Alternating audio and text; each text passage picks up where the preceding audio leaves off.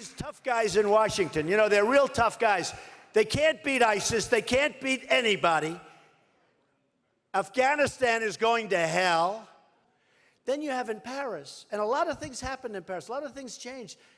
And people liked me more after Paris, which is terrible in a way, but people liked me more after Paris because they want somebody that understands what the hell is going on. Now you have China in the South China Sea.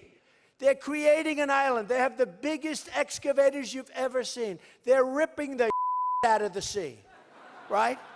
We're going to bring businesses back. We're going to have businesses.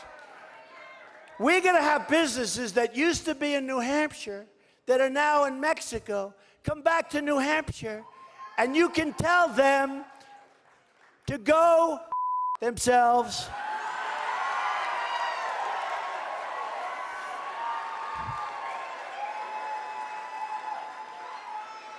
Because they let you down.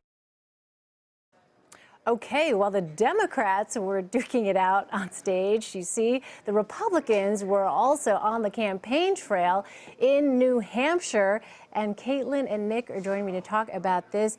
Interesting to hear Donald Trump, who's up, you know, I mean, it was, I guess, not surprising, but he's back in his Trumpian form. Yes, we're not in Iowa anymore. No. We are full on to New Hampshire, where this brash style really, you know, can work for him. It's an amazing, we were talking earlier, turn of events. We saw, you know, Monday night him being gracious and showing some signs of humility, exactly. And then, you know, a few hours later, turning back to Ted Cruz, going after whether his Iowa win was legitimate and all of that. So I personally think that Trump should have just kept on his kind of high road. He's leading by a significant margin in New Hampshire. I think that could have, you know, he could have appealed that way, but he defies expectations all the time. Yeah, okay, so there's a debate Saturday night, and Steve Shigaris is with the CBS News senior political editor. Steve, I guess I shouldn't have been surprised at the F-bomb, but still, I guess fair to say I was a little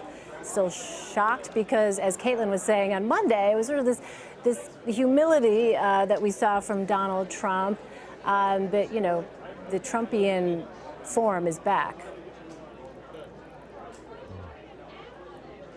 Yeah, I guess it depends on which hour you're looking at him, right? He was sort of humble, and then he came back with the aggressive attacks against Cruz, and then tonight he was dropping some pretty aggressive language in his event. You know, this is an urgent time for him. This is, you know, he just came in second in Iowa, where I think he felt, and a lot of folks felt, that he would win, and he's got to do what he can do to try to win New Hampshire, because if he doesn't win here, there's going to be some real questions about whether he's going to want to go forward after this.